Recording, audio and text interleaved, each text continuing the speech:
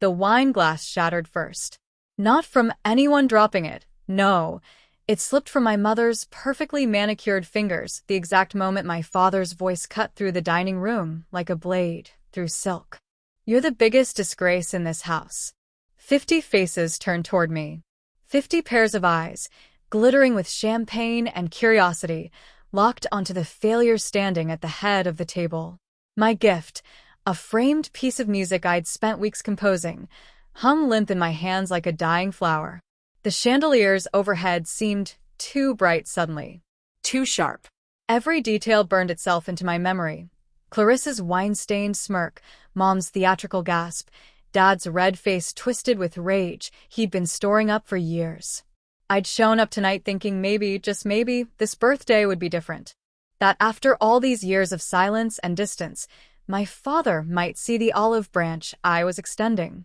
The melody I'd written wasn't just notes on paper, it was every childhood memory we'd ever shared, every moment before money became our family's only language. Stupid. So incredibly stupid. What's this supposed to be? Dad held up my gift like it was contaminated. His business partners leaned in, hungry for drama the way sharks smell blood. "You think scribbling notes on paper compares to the work your sister's been doing for the company?" Hi viewers, kindly tell us where you're watching from and what time it is. Warm welcome to the family. Enjoy the story. My throat closed up. Words died before they could form. Around me, the dinner party, all crystal and gold and expensive perfume, felt like a cage closing in. "Arthur, please," I managed. My voice came out smaller than I wanted. "It's just a gift.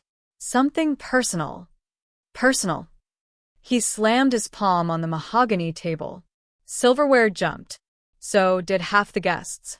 "You've done nothing but shame this family since the day you quit school for that ridiculous music hobby. Clarissa's holding our empire together while you live off scraps in that pathetic apartment, chasing dreams that pay nothing." Each word landed like a punch. But I'd learned long ago how to stand still while invisible fists connected, how to keep my face blank, how to breathe through the pain. Clarissa raised her wine glass to her lips, eyes dancing with satisfaction. She'd whispered something to Dad right before he opened my gift. Something that flipped a switch I didn't even know existed. Mom sighed, loud enough for the front row to hear. "Lucian, must you always embarrass us?" Always. As if showing up with love was the same as showing up with failure. "You have one day." Dad's voice dropped to something colder than anger. Something final. "Pack your things and get out. That house you grew up in? It belongs to your sister now. She'll actually do something useful with it." Laughter rippled through the room. Nervous at first, then bolder. Someone near the back actually clapped before realizing no one else was joining in. I stood there, gift still in hand, watching my father's face. Really watching it. Looking for any trace of the man who'd once taught me how to tie a tie before my first piano recital. The man who'd smiled, actually smiled, when I played Beethoven at age 7. That man was gone. Maybe he'd been gone for years and I'd just been too desperate to notice. So, I did the only thing that made sense in that moment. I set the gift down on the table. Gently. Like it mattered. Like it was still worth something even if he couldn't see it. Then I looked him dead in the eye and said nothing. Not a word. Not a plea. Not a defense. Just silence. His expression flickered. Confusion maybe, or disappointment that I wouldn't give him the satisfaction of watching me beg. Mom reached for him, murmuring something about making a scene. But he brushed her off. "Get out," he repeated. I turned and walked through that dining room full of people who'd watched my execution like it was dinner theater. My footsteps echoed on marble floors my grandfather had laid down 60 years ago. Past portraits of Ward family members who'd built this empire on something other than cruelty.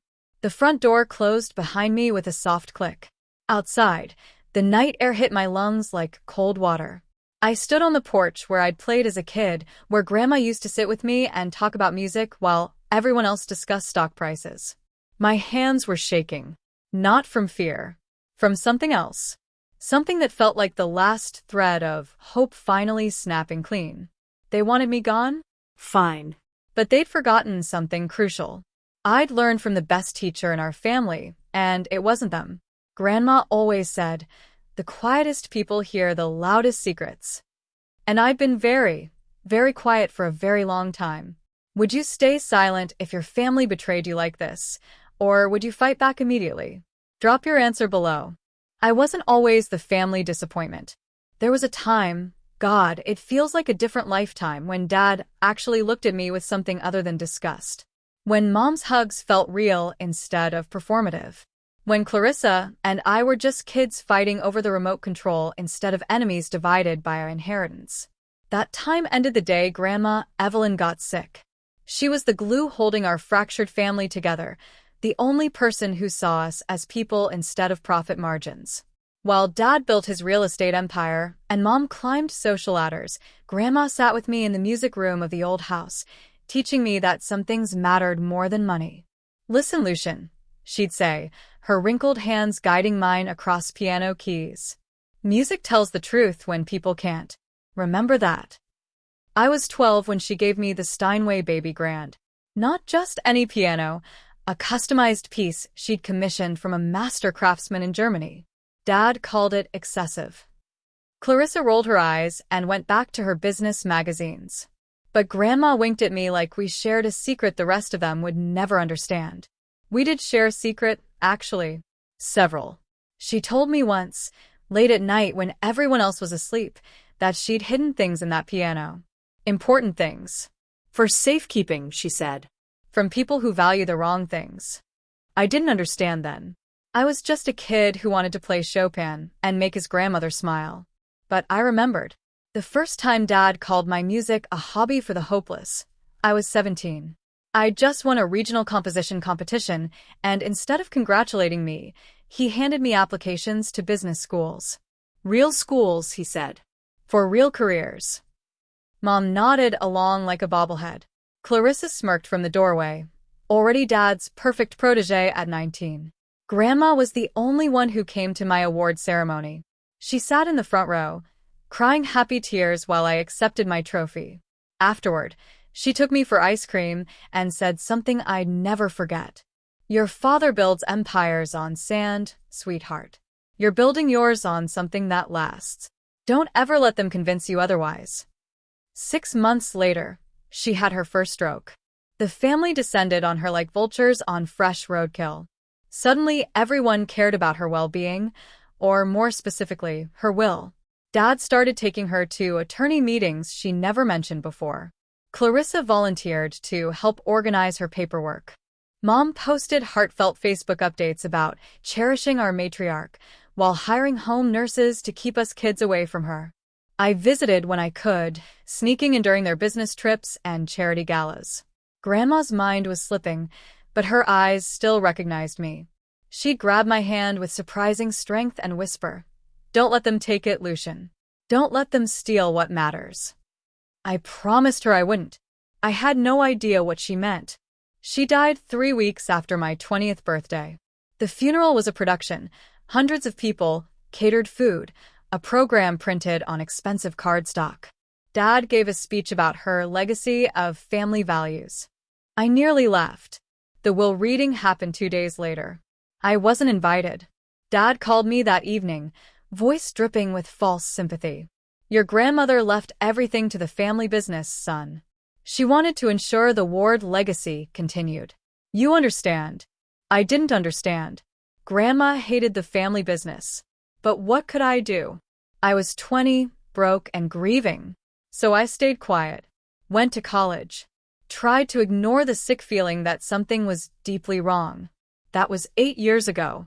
8 years of slowly distancing myself from a family that only called when they needed me to pose for Christmas cards or fill an empty chair at dinner parties. 8 years of building a small, honest life teaching piano and composing scores for indie films that barely paid rent.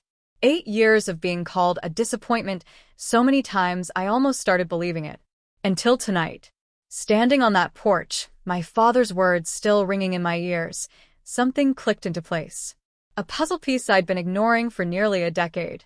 Grandma's whispered warnings. The secretive attorney meetings. The way Dad had rushed through her will reading without letting anyone ask questions. And that piano. The one he'd been threatening to sell for renovations. The one with hidden compartments she'd mentioned years ago. My hands stopped shaking.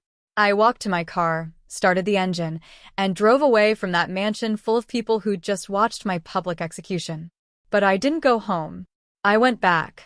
If you discovered your family had been lying to you for years, would you investigate or walk away?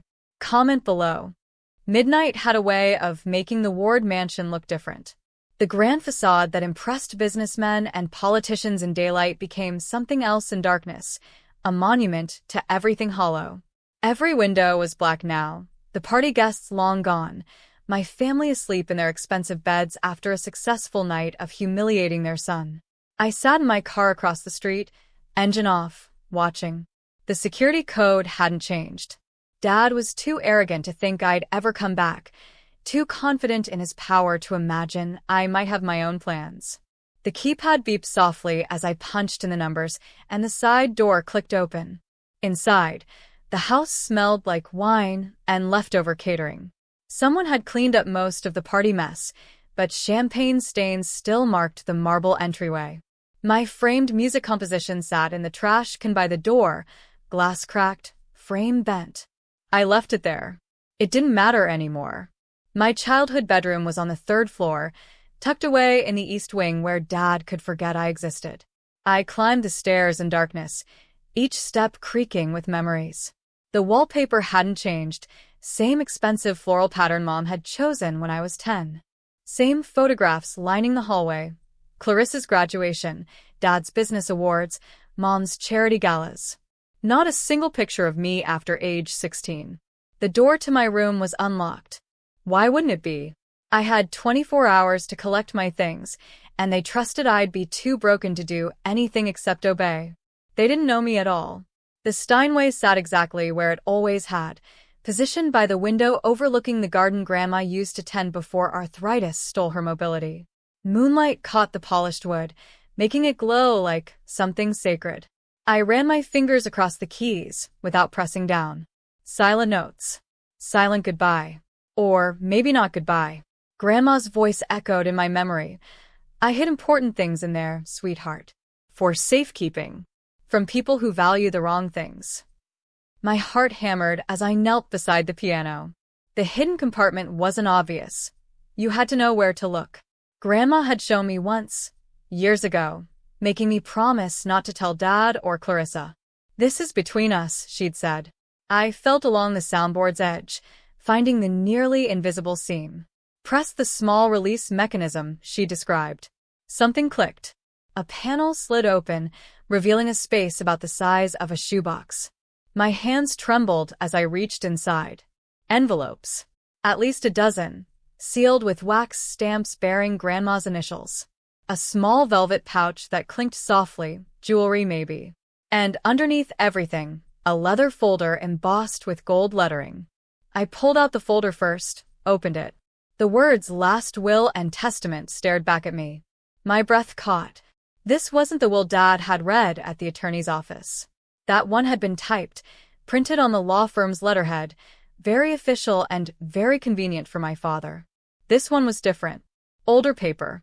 Handwritten sections. Grandma's signature at the bottom, shaky but unmistakable. I read it once. Then again. Then a third time because my brain couldn't process what my eyes were seeing. I leave my estate, including all assets, investments, and properties, to the grandchild who carries the Ward name with integrity and creativity, not greed, who values people over profit, who remembers what matters. My name was written in her handwriting. Lucian Ward. Not Dad. Not Clarissa. Me. The date at the top was 2 months before she died. After all those mysterious attorney meetings, after Dad had started controlling her access to visitors, after everything had gone wrong. My chest felt tight. The room spun slightly. They'd forged it. My parents and Clarissa had buried Grandma's real will and created their own version, splitting everything between themselves while I got nothing. While I was told she'd wanted to preserve the family business. All lies. I sat on the floor beside the piano, document clutched in shaking hands, and something inside me broke open. Not grief exactly. Something sharper, clearer. Rage mixed with vindication mixed with the most profound sadness I'd ever felt. Grandma had tried to protect me. Even in death, even when her mind was failing, she'd fought to make sure I'd be okay. And they'd stolen it. Stolen her final act of love and twisted it into another way to hurt me. I looked at the envelope still in the compartment. Opened one. Inside was a letter addressed to me, dated a week before she died. Dearest Lucian, it began. If you're reading this, it means they succeeded in pushing you away. I'm sorry I couldn't stop them. But I've made sure the truth is here, waiting. Don't let them win. Take what's yours. Make them remember that integrity matters more than empire. Tears blurred my vision. I wiped them away angry, refusing to let them fall. Not yet. Not until this was finished. I gathered everything from the compartment. The will, the letters, the jewelry. Every shred of evidence Grandma had preserved. Then I pulled out my phone and took pictures of every page, every signature, every detail. At 2 a.m., I made my first call. Marcus? Yeah, I know it's late. Remember how you said you owed me after I helped with your sister's wedding music? I need that favor now. I need a lawyer. A really good one. What would you do if you found proof your family betrayed you? Keep watching. Morning came too fast and not fast enough. I didn't sleep. Couldn't. My mind raced through every detail, every implication of what I discovered. By sunrise, I'd made 6 phone calls, sent 15 emails, and drunk enough coffee to keep a small army awake. Marcus came through. His friend Rachel was a probate attorney who specialized in contested wills, and she agreed to meet me at 7 a.m. in a coffee shop 3 towns over, far enough that no one from my family's social circle would spot us. She was younger than I expected, maybe 30, with sharp eyes that missed nothing. Show me what you've got, she said, skipping pleasantries. I spread the documents across the table. Grandma's handwritten will. The letters. Photographs of the hidden compartment. Everything. Rachel read in silence, her expression shifting from skeptical to surprised to something darker. Professional anger. This is legitimate, she finally said. The signature matches public records. The witness names check out. I recognize one as a notary who worked independently, not affiliated with your father's firm. And the date is clearly earlier than the filed will. So, what does that mean? It means your family committed fraud. She looked up, eyes hard. They buried a legal document and replaced it with a fabricated version. That's not just unethical. It's criminal. The word hung between us. Criminal. My father, Arthur Ward, respected businessman and pillar of the community, was a criminal. Can we fix this? I asked. Fix it. Rachel leaned back. Lucian, we can do more than fix it. We can invalidate their entire claim to her estate. Everything they've taken over the past 8 years, the money, the properties, the investments, it all reverts to you as the rightful heir. My stomach flipped. Everything. Everything. Including, she flipped through papers, the mansion on Riverside Drive. That was part of her estate holdings, co-owned with your father. But since she left her shares to you, and your father's name is only on 40% of the deed. She smiled grimly. You'd own controlling interest in the house they just kicked you out of. I started laughing. Couldn't help it. The absurdity was too perfect. There's more, Rachel continued. Her investment portfolio alone is worth approximately $4.2 million. The properties she owned outright, another $3 million. And her shares in Ward Real Estate? Those give you significant voting power in your father's company. The numbers were too big, too surreal. 24 hours ago, I was a broke music teacher about to be homeless. Now I was potentially a millionaire with legal claim to my parent house. What do I need to do? I asked.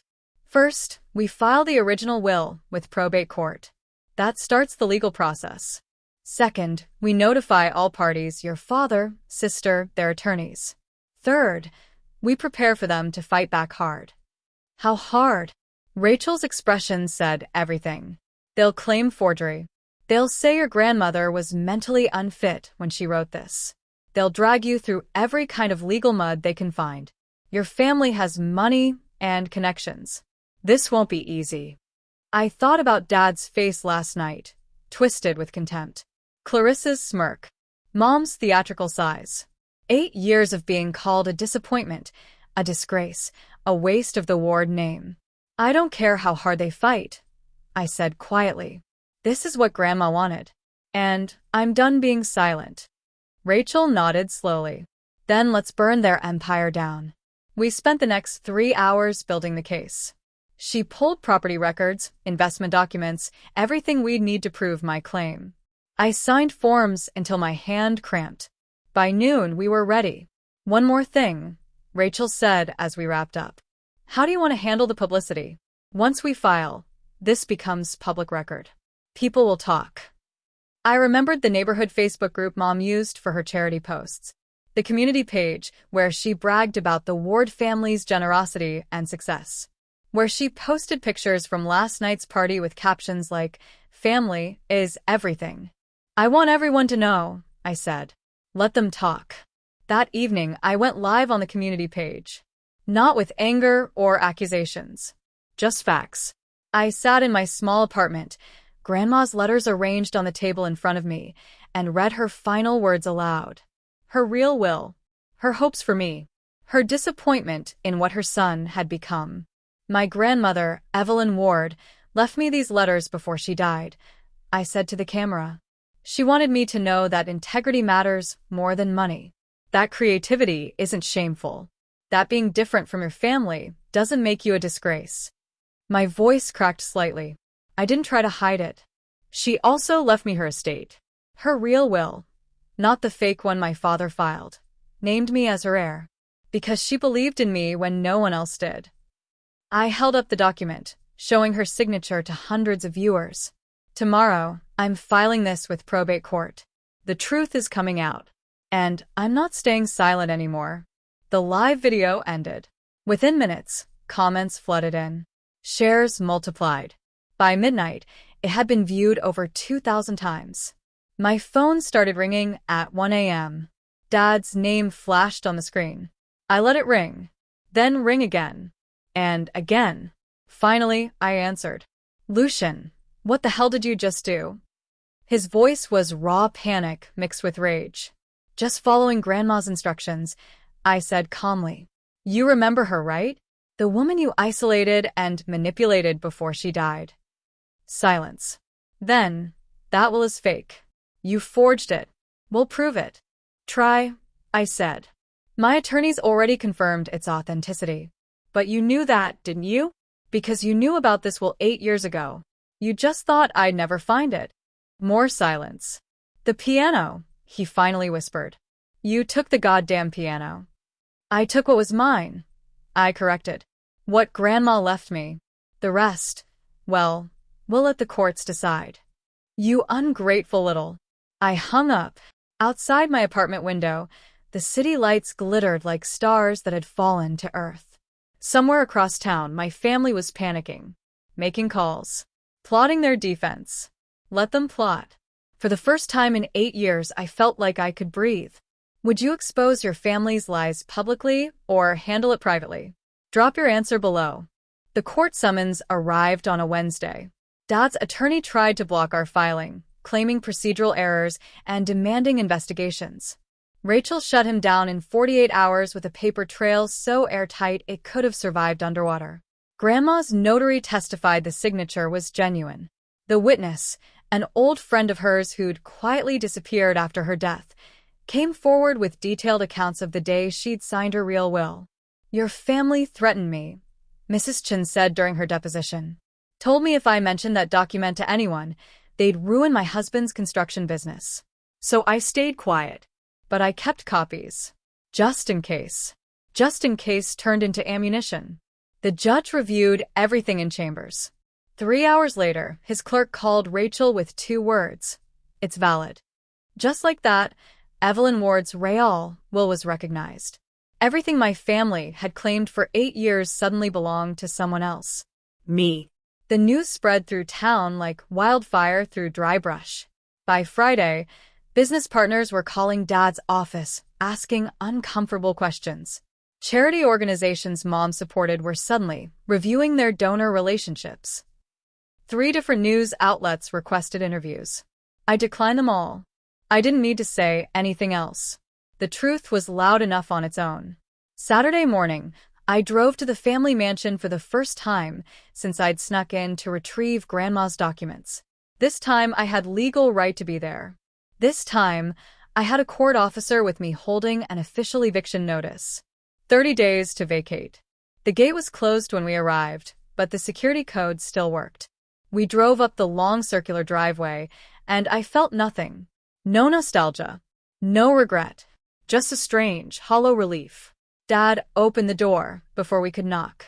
He'd aged 10 years in 2 weeks. New lines around his eyes, gray stubble he'd forgotten to shave, wrinkled shirt he'd clearly slept in. Behind him, Mom hovered like a ghost, and Clarissa glared from the staircase. "Mr. Ward," the court officer said formally, "I'm here to serve." "I know why you're here." Dad's voice was defeated. "Empty." He took the papers without reading them. 30 days. 30 days, the officer confirmed. An awkward silence followed. The court officer looked between us, clearly uncomfortable with the family drama, then excused himself to wait in the car. That left me standing in the doorway of my childhood home, facing the people who'd thrown me out of it 2 weeks ago. Satisfied, Clarissa finally spat. "You've destroyed everything." "I didn't destroy anything," I said quietly. "You did that yourselves." "We gave you everything," Mom whimpered. "A home, education, opportunities." "You gave me shame," I interrupted. "Every day, every conversation, every time you looked at me like I was something that needed fixing." I met her eyes. "Grandma gave me love. There's a difference." Dad's jaw clenched. That was written when she was sick. Her mind wasn't. Her mind was fine. I cut him off. Multiple witnesses confirmed it. Doctors confirmed it. The only thing sick was how you manipulated her final months to get what you wanted. "You self-righteous little..." Clarissa started down the stairs. "Stop." Dad held up a hand, still staring at me. Something in his expression shifted. Not quite regret, but close. Resignation, maybe. "He's right." Mom gasped. Clarissa froze mid-step. "What?" they said in unison. "He's right." Dad's shoulders sagged. "We knew about the will. Mother told me about it a week before she died.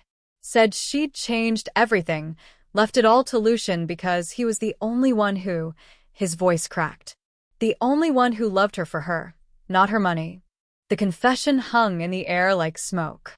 "I burned it," he continued hollowly. "Or thought I did. Didn't know she'd made copies. Didn't know she'd hidden them in that damn piano." He laughed, bitter and broken. "She was smarter than all of us combined." "Arthur." Mom reached for him. He pulled away. "We did this, Elaine. We chose money over our son. We chose reputation over integrity. And now," he gestured at the mansion around us, "now we're losing everything anyway." Clarissa looked between them, face pale. "You knew? You both knew, and you let me think." "Let you think what?" I asked coldly. "That you'd earned this house? That you deserved Grandma's money?" I stepped closer.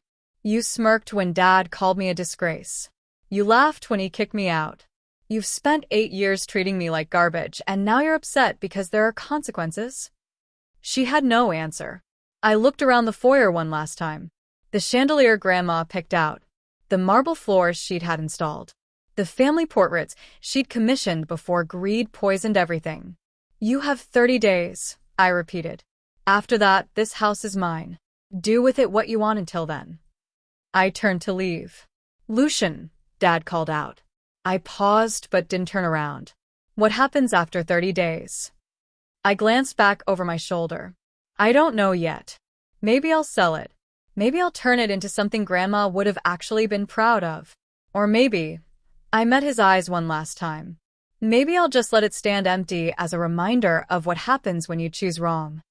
I walked out, leaving them in the doorway of a house that would soon belong to the son they'd called their biggest disgrace. The court officer drove ahead, but I sat in my car for a moment, hands on the steering wheel, breathing. My phone buzzed. A message from Marcus. Bro, your story is everywhere. People are calling it karma justice. You okay? I typed back. Better than okay. Another message came through. Unknown number. This is Clarissa. You've ruined us. I hope you're happy. I stared at it for a long moment, then blocked the number without responding. Some people don't deserve your words. They barely deserve your silence. But silence, I was learning, could be the loudest answer of all. If you had the power to destroy your family or show mercy, which would you choose? Comment below. The demolition of an empire doesn't happen overnight.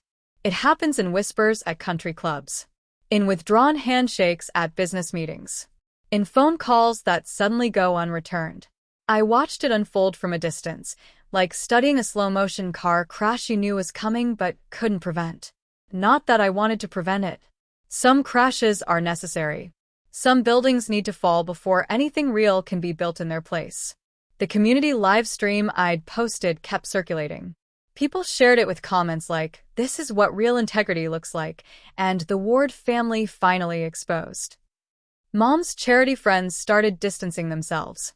Dad's business partners requested emergency board meetings to discuss reputation management. Translation: they were jumping ship before it sank completely. Rachel called me every few days with updates. 3 investors pulled out of Ward real estate this week. Your father's trying to refinance, but banks are hesitant given the fraud investigation. Fraud investigation?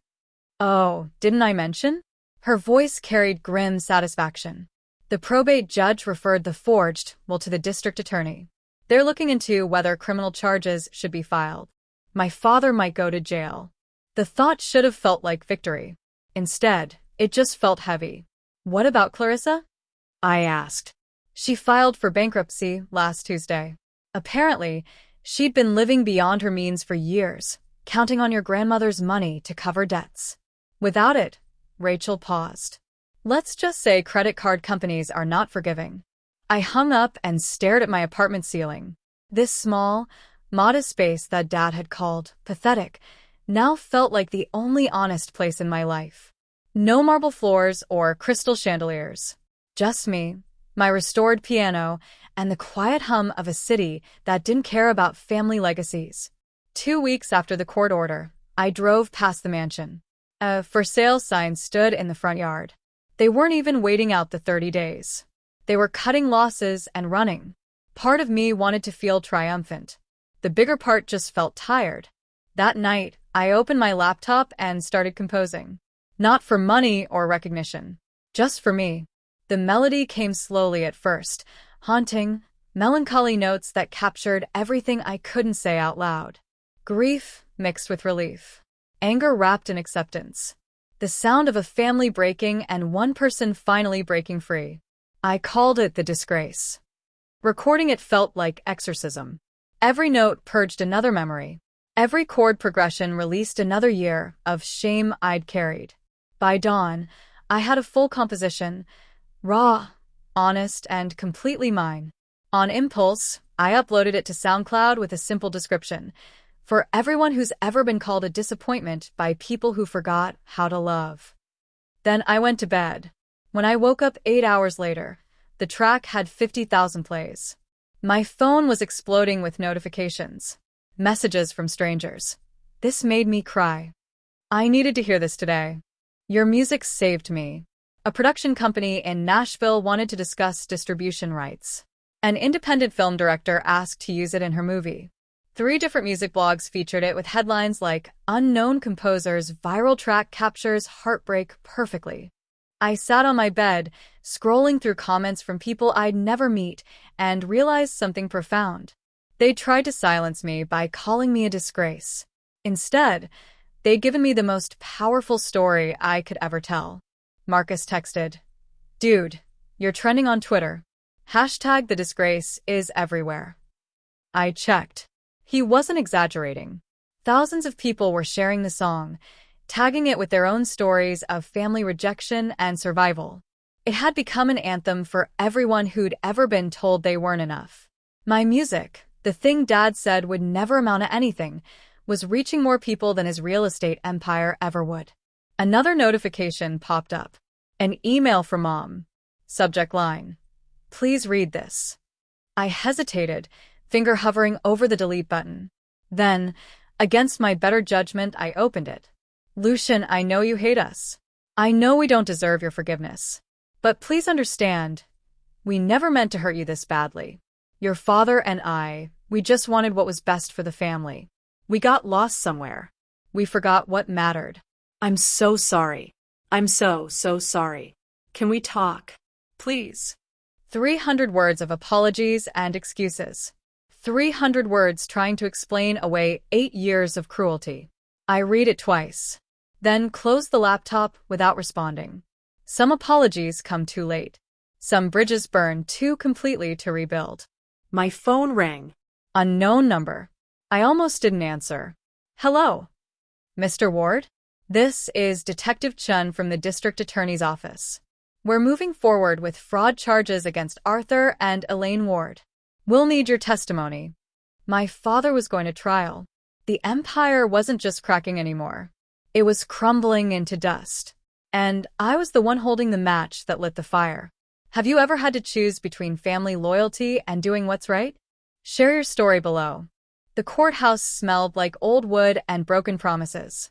I sat in the hallway outside the courtroom, watching lawyers in expensive suits rush past with briefcases full of arguments that wouldn't save my parents. Rachel sat beside me, reviewing notes, while Marcus waited near the water fountain, offering moral support. "You don't have to do this," Marcus said for the 5th time. "You could drop the charges. Walk away." "I'm not the one pressing charges," I reminded him. "The state is. I'm just a witness." "Still, you could refuse to testify." Could I, though? Could I really look at everything they'd done, the forged will, the stolen inheritance, the years of manipulation, and just let it slide because we shared DNA? Grandma's voice echoed in my memory. "Don't let them win, Lucian. Make them remember that integrity matters more than empire." The courtroom doors opened. A bailiff called my name. Inside, the room was smaller than I expected. Judge's bench at the front, jury box to the right, gallery filled with reporters and curious onlookers who'd followed the Ward family drama like a soap opera. And there, at the defense table, sat my parents. Dad looked 20 years older. His expensive suit hung loose on a frame that had lost weight from stress. Mom clutched a tissue, mascara already smudged from crying. Their attorney, some hotshot from the city, whispered something urgent. They didn't look like the powerful couple who'd humiliated me at that dinner party. They looked small, defeated, human. For a second, I almost felt sorry for them. Then I remembered Clarissa's smirk, Dad's voice shouting disgrace. The trash can where my music composition ended up. The 8 years of being erased from family photos and conversations. The sympathy evaporated. I took the stand, swore to tell the truth. The prosecuting attorney approached with a gentle smile that didn't reach her eyes. "Mr. Ward, can you explain your relationship with your grandmother, Evelyn Ward?" I talked about piano lessons and late-night conversations. About her belief in my music when no one else cared. About the way she'd hidden her real will because she knew what her son had become. "And when did you discover the forged will?" 2 weeks after my father kicked me out of the family home for pursuing music instead of business. A murmur rippled through the gallery. The prosecutor nodded. "What was in the hidden compartment of the piano?" I described the letters, the jewelry, the legal documents. The evidence that my parents had committed fraud to steal an inheritance from their own son. The defense attorney cross-examined me aggressively. "Isn't it true you were estranged from your family for years? That you had financial motives to fabricate this story?" "I was estranged because they made it clear I wasn't welcome unless I became who they wanted me to be," I said calmly. "And I didn't fabricate anything." The notary confirmed my grandmother's signature. The witnesses testified.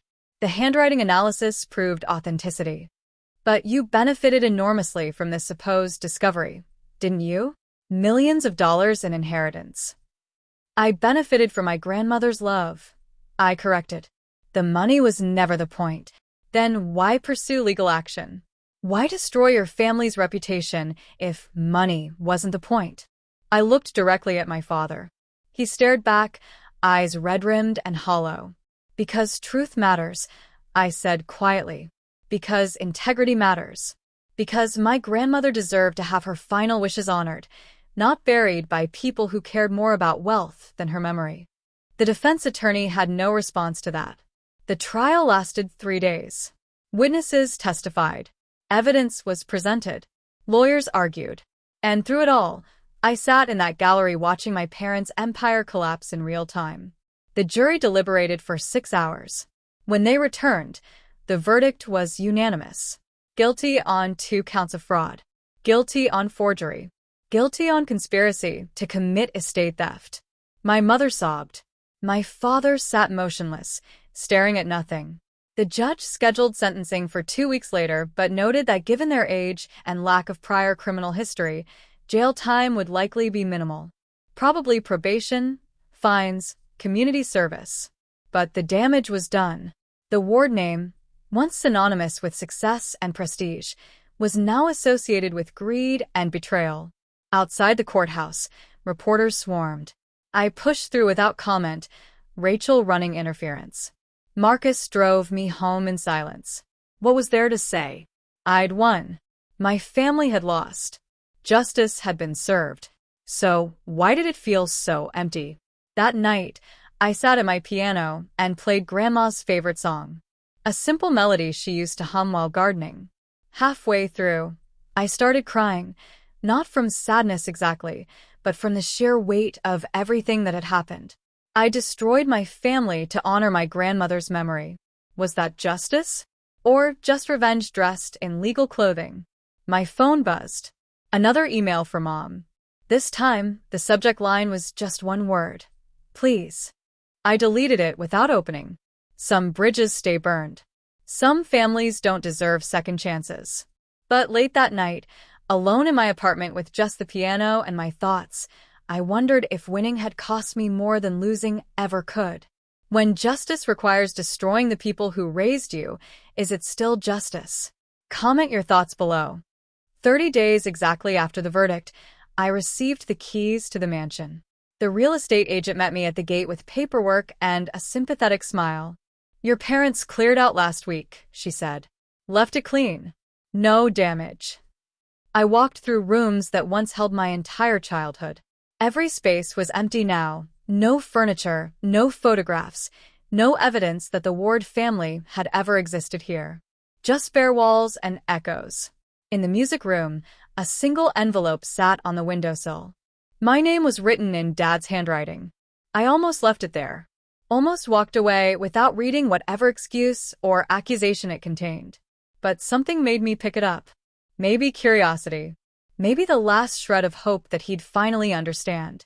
Inside was a single page, handwritten. Lucian, I don't expect forgiveness. I don't deserve it. But I need you to know that your grandmother was right about everything. You were always the best of us, and we were too blind to see it. I'm sorry I called you a disgrace. The real disgrace was how I treated the only son who ever had integrity. I hope someday you find peace. Dad. I read it 3 times. Then folded it carefully and put it in my pocket. It didn't change anything. Words on paper couldn't erase years of pain. But maybe, just maybe, it was a start towards something. Not reconciliation. Not forgiveness yet. But acknowledgement. Understanding that some damage can't be undone. Only accepted. I left the mansion that day and called a real estate developer I'd researched. I want to turn this property into something useful, I told him. A community music center. Free lessons for kids who can't afford them. Performance space for local artists. Everything my family never valued. He loved the idea. Within 3 months, construction began. The Ward Mansion, symbol of greed and false prestige, was transformed into the Evelyn Ward Center for Creative Arts. Grandma's name on something that actually mattered. Something that would help people instead of just impressing them. Opening day was beautiful chaos. 50 kids signed up for piano lessons. Local musicians booked the performance hall. News outlets covered it as a redemption story, though I disagreed with that framing. I wasn't redeeming anything. I was just building something honest from the ruins of something fake. During the ribbon-cutting ceremony, I played the Disgrace on Grandma's restored Steinway. The same piano that had hidden her secrets. The same instrument Dad had wanted to sell. Now it sat in the center's main hall, available for anyone to play.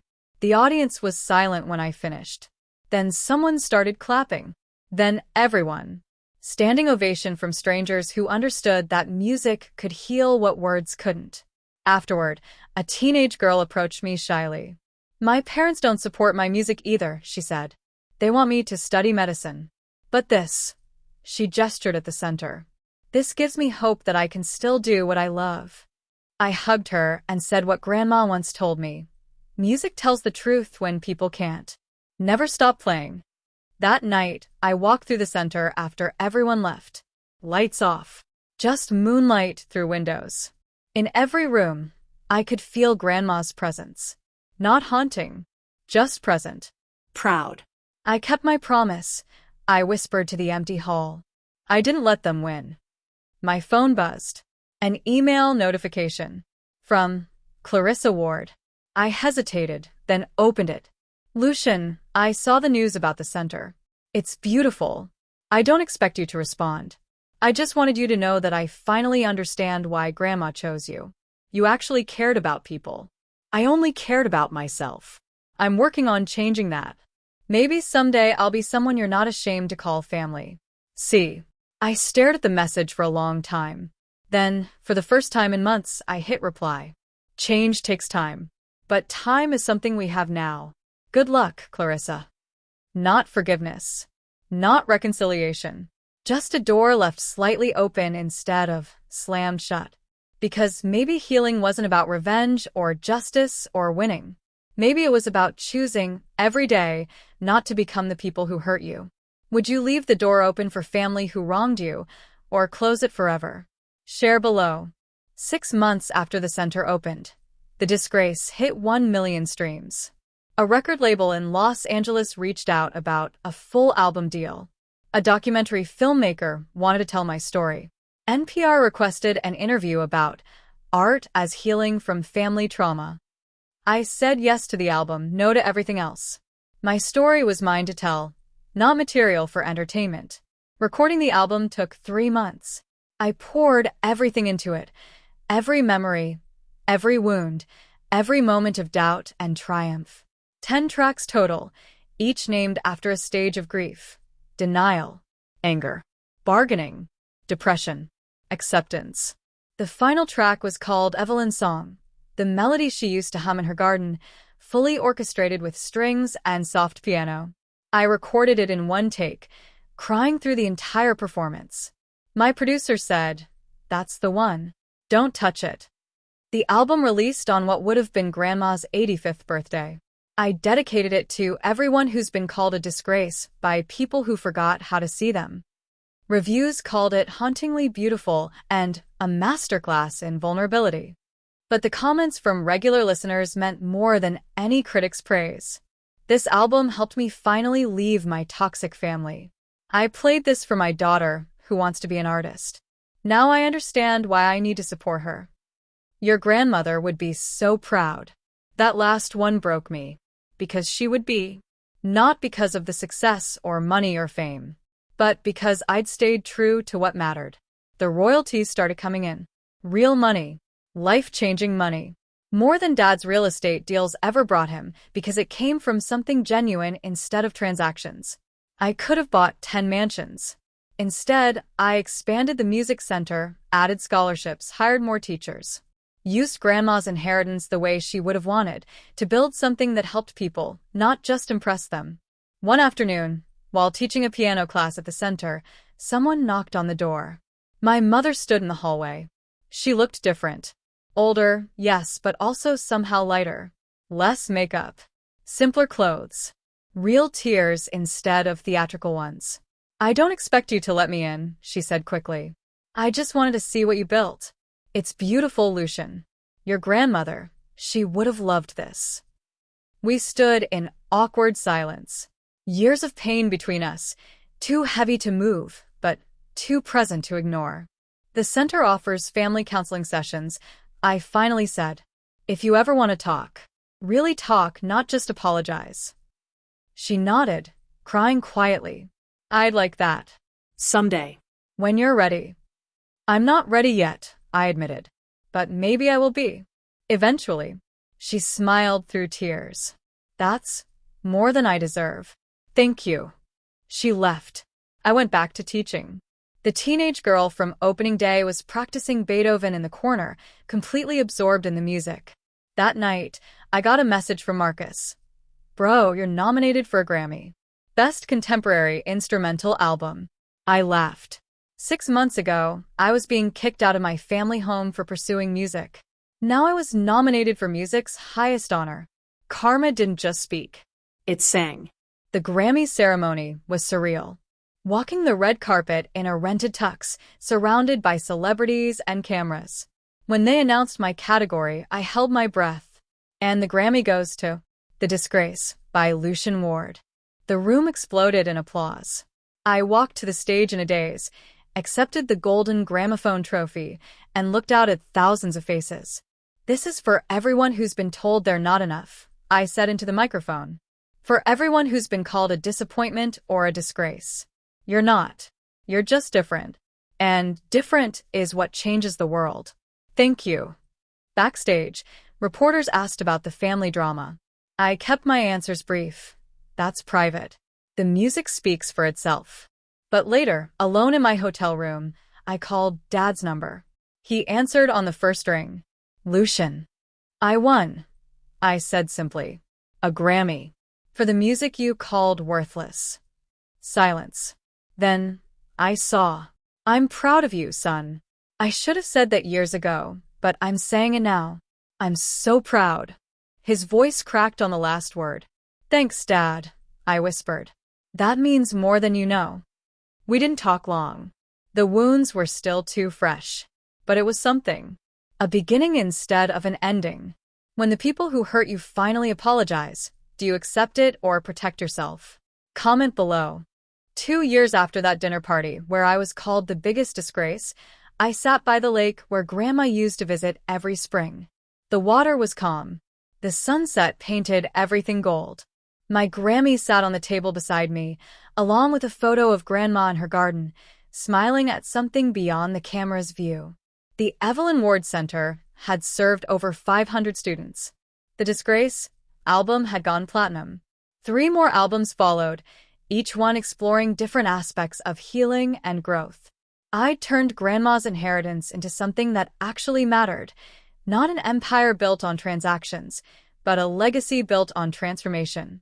Dad served 6 months of probation and community service.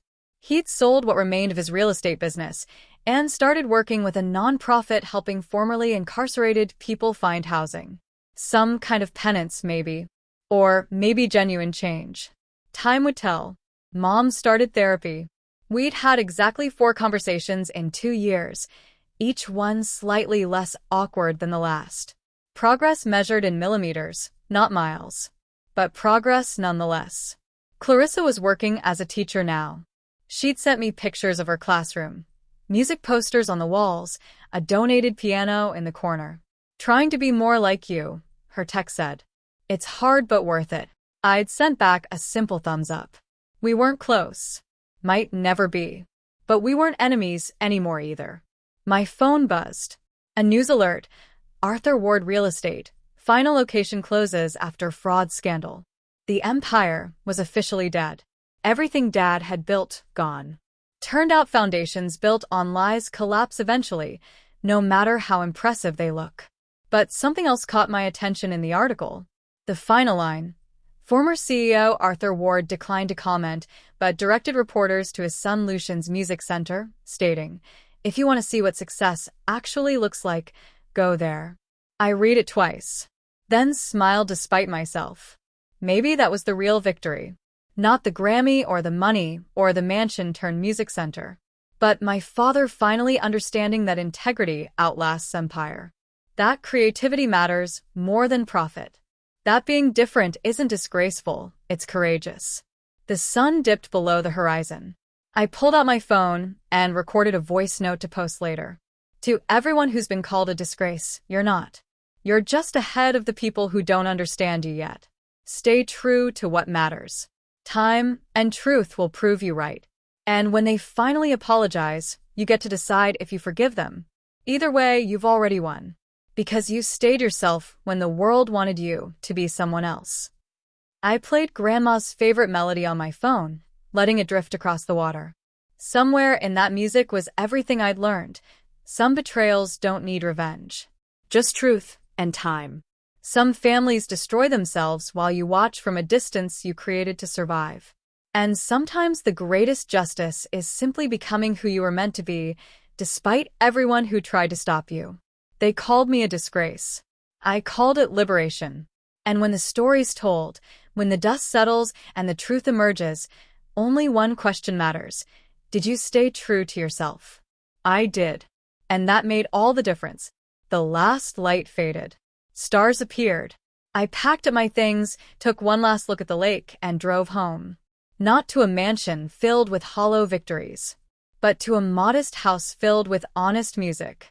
And that was worth more than any empire. If this story moved you, subscribe and hit that notification bell so you don't miss our next powerful story about love, redemption, and second chances. Drop a comment about what you learned from Lucian's journey. Your words might inspire someone who needs to hear them today. Share this video with someone who's been called a disgrace. Remind them they're not. They're just different. And different changes the world. See you in the next story.